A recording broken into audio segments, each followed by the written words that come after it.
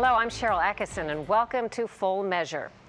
This week's terrorist attack on a holiday party in San Bernardino, California, brings the reality of Islamic extremist violence to the home front, and concerns among Americans are at an all-time high. A new Quinnipiac University national poll released Thursday shows 83% of American voters say a major terrorist attack in the U.S. in the near future is very likely or somewhat likely, and homegrown jihadists are considered the greatest terror threat to the U.S. 58% of American voters rank homegrown jihadists as number one. 16% say terrorists hiding among Syrian refugees is the biggest threat, and 17% most fear radicalized foreign visitors. With the San Bernardino shootings, the FBI is said to focus on how a lead suspect may have been radicalized on a trip to Saudi Arabia. Europe is more familiar with the drill. In fact, that's where you'd find a place in Belgium some call Jihad Central, not far from the chic shops of Brussels, with Europe's highest known concentration of Islamist fighters, including those who launched the Paris attacks. They leave to fight in Syria and Iraq and return battle-hardened, turning their skills toward targets in Europe. Correspondent Thuman went to Jihad Central to find out how young people are radicalized and whether there's a way to keep it from happening here.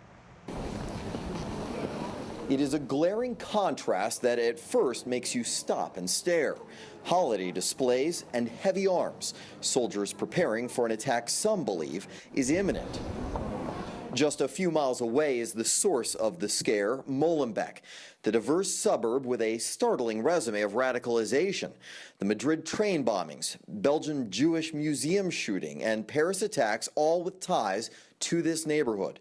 Like many here, Ahmed El Kanous is Moroccan. He's also the deputy mayor and is consumed with keeping the ideology of ISIS out.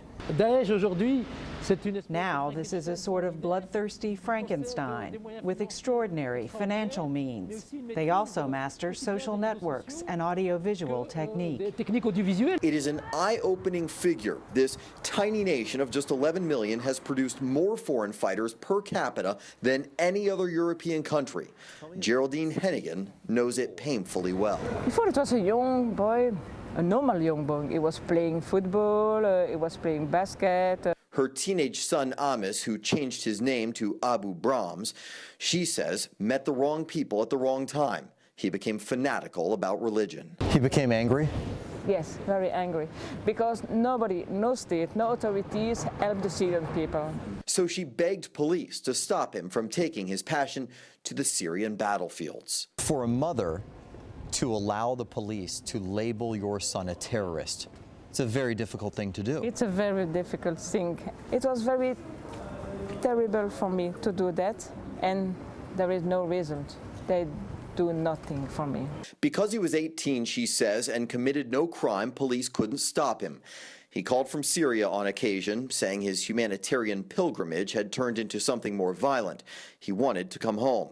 A year later, she received the texts she feared. I received only a short message, 5 lines. You are the mom of Anis, yes. Please note that your son is died. I have no photo, I have no body, I have nothing. Her experience, once considered an anomaly, is multiplying. How many now are part of your group? 14. 14. It's not a problem only in Molenbeek. There is a problem, a general problem in Belgium. We have Belgian mother, we have Afrikaans mother, we have Muslim mother, we have Catholic mother. It's the same scenario, I will say, for each parent. They don't see something, they don't feel something, and the son is left. The idea that some, mostly young men here in Molenbeek, may be radicalizing isn't a shock to everyone. What is alarming, though, is the speed. The visibility sometimes may be very short, a very short period of 1 week, 2 weeks may happen. Mafia-like organizations exploit always dysfunctions in our bureaucracies and in our legislations. And that's what's happening here. And that's what is happening here.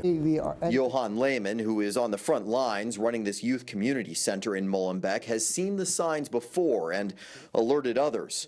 Warnings, he says, were ignored and likely will be again. I'm quite skeptical. I'm quite skeptical because I know how it works. For 2 weeks there is some much attention and a lot of promises and a lot of things, but after 2 weeks, it's business as usual.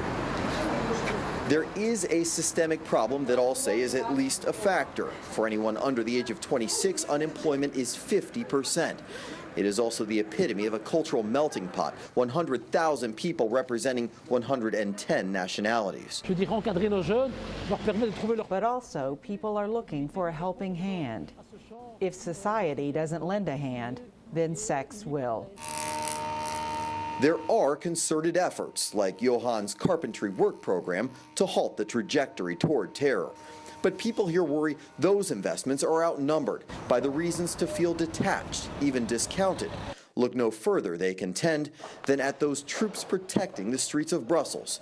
Because you won't find them, they say, in Molenbeek. Well, if there is a lesson to be learned by what we heard and saw in Brussels, many people there telling us it's that if you are identifying a problem, perhaps that means it's too late. That refugees and immigrants need to feel assimilated. They need to feel invested in their own city, state, and country. And if they don't, they are more prone to that radicalization process. Sharyl? Scott, based on what you've seen, what is it that you think Americans might not understand about the challenges you've seen them face there in Europe? Yeah, well, I don't know that a lot of Americans would understand how much distaste and criticism there is right now for U.S. foreign policy. When they look at the refugee crisis, they are blaming America in many scopes because they say, had the Middle East not destabilized in the manner that it did, this wouldn't be occurring. And there is a lot of criticism for the fact that the United States is not taking as many immigrants. Look at Germany, they're doing about 10,000 a day. That's the entire year's plan for Syrian refugees in the United States for next year. And you're reporting to us right now from Berlin. What is it you're working on for a future edition?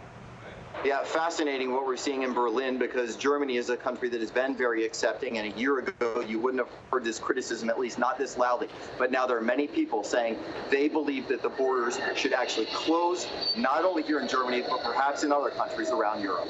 Sharyl? Scott Thuman reporting from Germany. Thanks so much. Cheered on by ISIS, the San Bernardino mass shooting was a brutal act of terror, with some slow to call it that.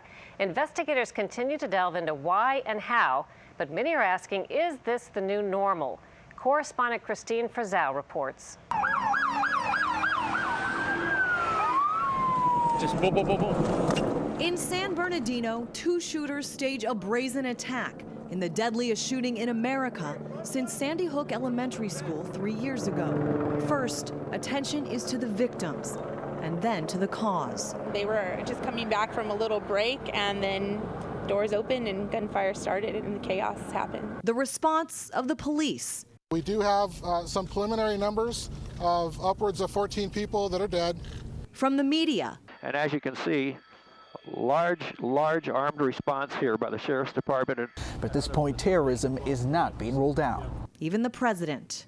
Yeah, we have a pattern now of mass shootings in this country that has no parallel anywhere else in the world. Words and actions have become almost predictable. It may be a sign of the times. This is unfortunately the new normal. That term is probably overused, but we're living in unprecedentedly dangerous times. Peter Brooks was Deputy Assistant Secretary of Defense in the Bush administration and a national security analyst for the Heritage Foundation. Complacency is a killer, and we have to continue to be vigilant against the potential for these threats, especially as the holidays come about when people get together. 3, 2, 1. In this country, the special events, celebrations of the holidays, will come with a new attention to security, a new national awareness. Hopefully we can make progress in dealing with this violent ideology that has brought violence to our shores as well as many others.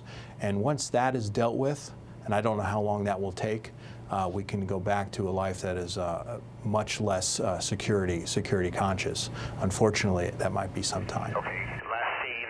Here in the Capitol, the reality of the times is evident. With all the holiday decorations, there's also a noticeable increase in security. As we saw in Scott's reporting, Europe's capitals are preparing against a new threat. To that, we now add communities across America, preparing for both the holidays and the new normal. I'm Kristine Frazao for Full Measure. And ahead on Full Measure, the government spent billions of your tax dollars to put 1 million electric cars on the road by the end of this year. Wait till you see how that turned out.